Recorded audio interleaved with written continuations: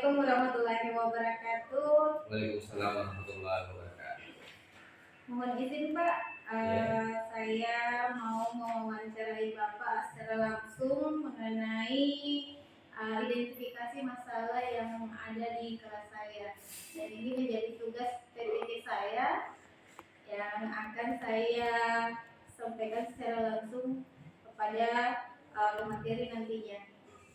Nah, ada beberapa poin yang akan saya pertanyakan ini, Pak. Mudah-mudahan Bapak bisa berkenan untuk menjawab pertanyaan saya. Nah, di sini Pak ada pertanyaan pedagogik yang mana pertanyaan di sini mengenai bagaimana menurut Bapak mengenai rendahnya motivasi belajar pada anak tunagrahita. ya, terima kasih banyak.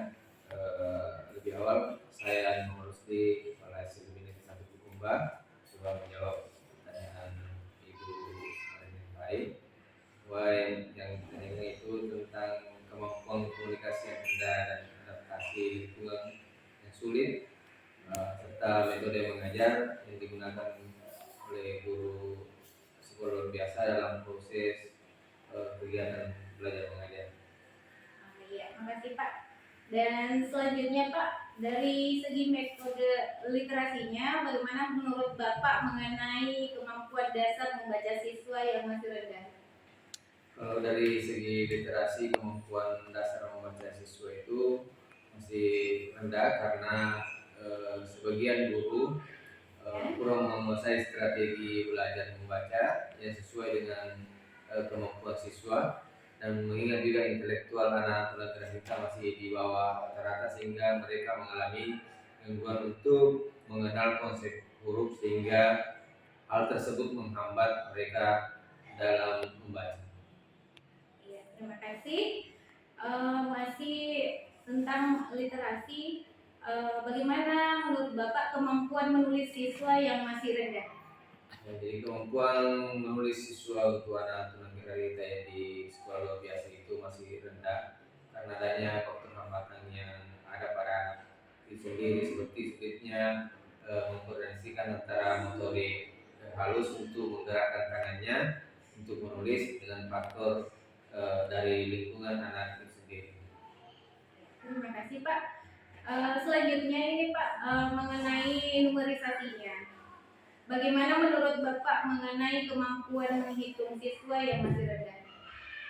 Jadi untuk numerasinya untuk anak luar biasa yang di sekolah di SLB, yaitu bahwa kemampuan menghitung siswa itu masih rendah karena tidak menggunakan benda-benda konkret dalam menghitung, baik dalam penjumlahan, pengurangan suatu bilangan, dan guru juga kadang kurang menggunakan metode pembelajaran yang berdasarkan karakteristik siswa anak luar biasa.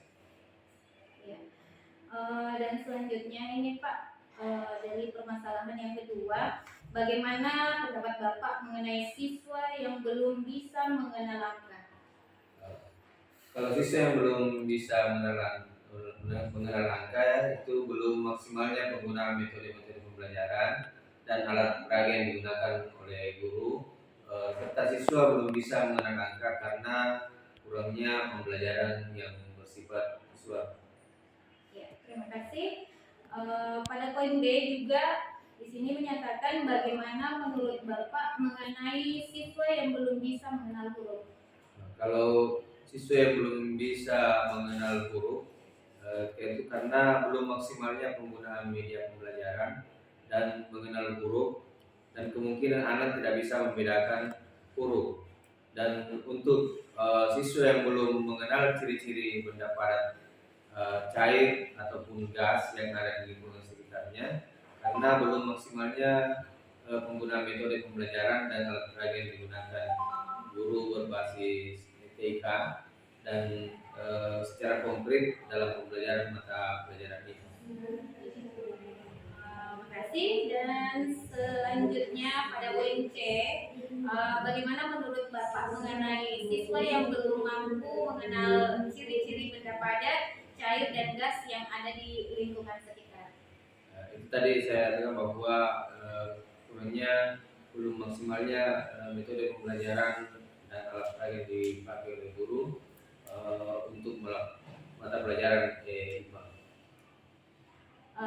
Baik Pak, terima kasih. Selanjutnya di nomor 3, menurut Bapak untuk membangun relasi atau hubungan komunikasi antara guru dan orang tua siswa terkait pembelajaran masih kurang dan terbatas. Bagaimana menurut Bapak?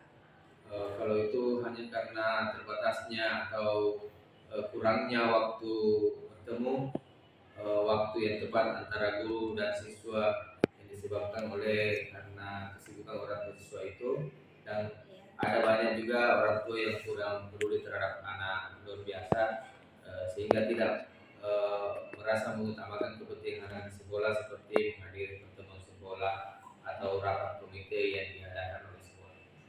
Terima kasih. Selanjutnya, bagaimana pendapat Bapak mengenai pemahaman atau pemanfaatan model-model pembelajaran inovatif berdasarkan karakteristik materi dan siswa, tetapi guru belum mengoptimalkan model pembelajaran yang inovatif sesuai dengan karakteristik materi? Untuk hal itu guru belum mengoptimalkan model pembelajaran inovatif yang sesuai dengan karakteristik materi karena guru belum sepenuhnya memahami pembelajaran inovatif itu sendiri dan hal-hal apa saja yang harus dilakukan dalam proses pembelajaran yang menyebabkan pembelajaran di sekolah itu belum inovatif, yang dipengaruhi oleh guru yang kurang kreatif dan juga siswa yang lambat menerima pelajaran yang diberikan oleh guru. Ya, terima kasih.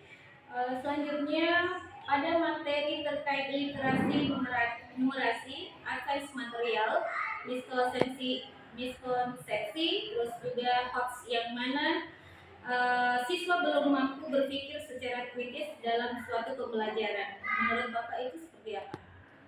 Itu karena guru belum sepenuhnya memahami pembelajaran inovatif dan hal-hal apa saja yang harus dilakukan dalam proses pembelajaran sehingga siswa belum mampu berpikir secara kritis dalam setiap pembelajaran yang diberikan oleh guru. Ya, dan masih tentang literasi numerasi dan advance material miskonsepsi, pembelajaran di kelas belum berbasis HOTS. Bagaimana menurut Bapak? Itu karena program kegiatan sosialisasi dan pelatihan tentang pembuatan dan penerapan pembelajaran yang berbasis itu masih kurang. Selanjutnya ini pertanyaan terakhir ini Pak, bagaimana menurut Bapak pemanfaatan teknologi atau inovasi dalam pembelajaran? Guru masih belum mengoptimalkan pemanfaatan teknologi informasi atau TIK dalam pembelajaran. Menurut Bapak bagaimana? Yaitu pelatihan tentang integritas TIK sendiri dalam proses pelajaran masih kurang sehingga kesempatan guru untuk mengembangkan diri itu masih terbatas. Ya, terima kasih Pak atas kesempatan yang diberikan kepada saya.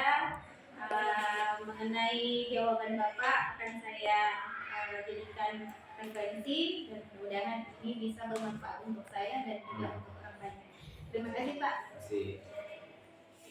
Assalamualaikum warahmatullahi wabarakatuh.